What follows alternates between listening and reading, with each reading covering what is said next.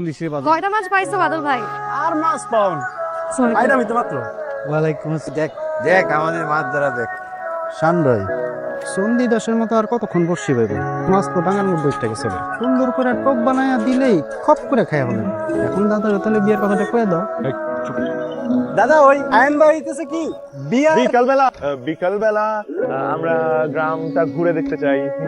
খার করে যাবি? না না আমি কথা কই নাই। চাইনা কইছে মেয়ের বিয়ে করবে এটাই না কইছি। আমার মেয়ে তালুকদারের বাড়ির বউ হবে, এটা তো আমার মেয়ের জন্য সৌভাগ্যের ব্যাপার। আর শিক্ষিত ছেলে, ও ছেলে হিসেবে খুব ভালো, আমাদের পছন্দ হয়েছে। অবশ্যই মেহেরের যখন সায়ান বাবাজির এত পছন্দ, ওর পছন্দই আমাদের পছন্দ। কিন্তু যাকে নিয়ে কথা হচ্ছে তার মতামতটা জানা দরকার না? তোমার মতামতটা বলো। আপনারা যেটা ভালো মনে করেন সেটাই। মাশাআল্লাহ মাশাআল্লাহ। তাহলে বিয়ের কথাবার্তা শুরু করি। ছোট ভাইটার জন্য একটু অপেক্ষা করি। আচ্ছা আসসালামু আলাইকুম। তোর জন্য অপেক্ষা করতেছিলাম। আমার জন্য অপেক্ষা করার কি আছে? তোমরা তো কথাবার্তা চালানি। এরপর এখানে কেন? এটা তালুকদার চাচার নাতি, ওর সাথেই তো মেয়েদের বিয়ের কথা হচ্ছে। মেহেরের সাথে ওর বিয়ের কথাবার্তা সম্ভব? ভাইয়া এটা হইতে পারে না। আরে বাচ্চা নিশাখোর পোলা, সেদিন নিশা করে আইসা আমার দোকানের সামনে আইসে, সিগারেট চাইতে, আমি সিগারেট এর জন্য আমার দোকানের সামনে পেশাব করে দিছে। মুখে যা আইসে অকথ্য ভাষা গালিগালাজ করছে আমারে। ও যত বড় বংশের পোলাই হোক আর যার নাতি হোক, আর ভাতিজিরে এরকম একটা নেশাখোর পোলার হাতে দিয়া ওর জীবনটা কষ্ট করতে পারি না। তুমি এই বিয়া ভাঙে দাও। ভেরি গায় মুস্তাক যা বললো তা ঠিক।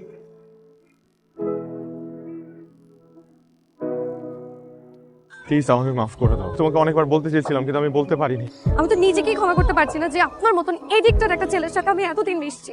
মুরব্বীদের সম্মান পর্যন্ত করতে জানে না। আমি ভয় পেয়ে গিয়েছিলাম আমার গাড়ি পাস সম্পর্কে জেনে তুমি যদি আমার ভালোবাসাকে ছোট করে দাও। চুপ কর। আমি যা ভাবছিলাম ঠিক তার সম্পূর্ণ বিপরীত। আমার বলছেন আপনাকে বিশ্বাস করতে। মেহের প্লিজ। আপনি আমাকে ধরবেন না, আপনার কোনো রাইট নাই। আর আপনি আমাকে ক্লারিফিকেশন দিচ্ছেন কেন? আমি আপনার কাছে কোনো ক্লারিফিকেশন চাইছি? তার সাথে আমার কোনো সম্পর্ক নেই। তার সাথে আমার কোনো সম্পর্ক নেই। আমি আর কখনো তোমার সামনে আসবো তুমি যদি আমাকে আর একটা সুযোগ দাও। মেহের আমি কথা দিচ্ছি আমি সবকিছু ছেড়ে ছুড়ে আমি একদম শুদ্ধ হয়ে তোমার সামনে পরিবারের সামনে এসে দাঁড়াবো। কয়েকটা দিন আমি আমি আমি নিজে ঠিক হবো, আমি ঠিক হয়ে প্লিজ মেহের মেহের আমি রিকোয়েস্ট করছি মেহের। আমাদের রিহ্যাবের যে বিষয়গুলো এগুলো হচ্ছে টেকনিক্যালি হ্যান্ডেল করতে হবে, বুঝতে পারছো? এক্সকিউজ মি, এটা কি রিহ্যাব সেন্টার? হ্যাঁ। এখানে ভর্তি হওয়ার প্রসিডিওর কি? পেশেন্টকে পেশেন্ট আপনার সামনে দাঁড়িয়ে আছে। আমি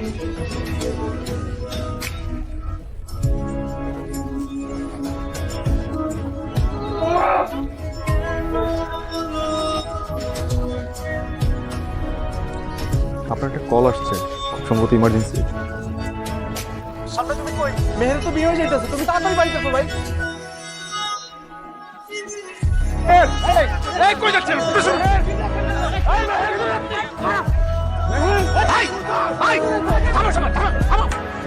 রাস্তে দাও। আমার মেহেরের সাথে কথা আছে।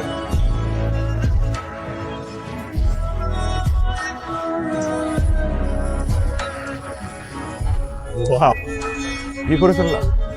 পারলে বিয়ে করতে তোমার সাথে পরিচয় হওয়ার পর থেকে, তোমাকে ভালোবাসার পর থেকে তুমিও তো নিজেকে শুদ্ধ করার চেষ্টা করেছিস। গত 4টা মাস আমি নিজের সাথে ফাইট করেছি, আমি রিহাবে নিজে গিয়ে ভর্তি হয়েছি শুধুমাত্র তোমাকে ভালোবাসি বলে।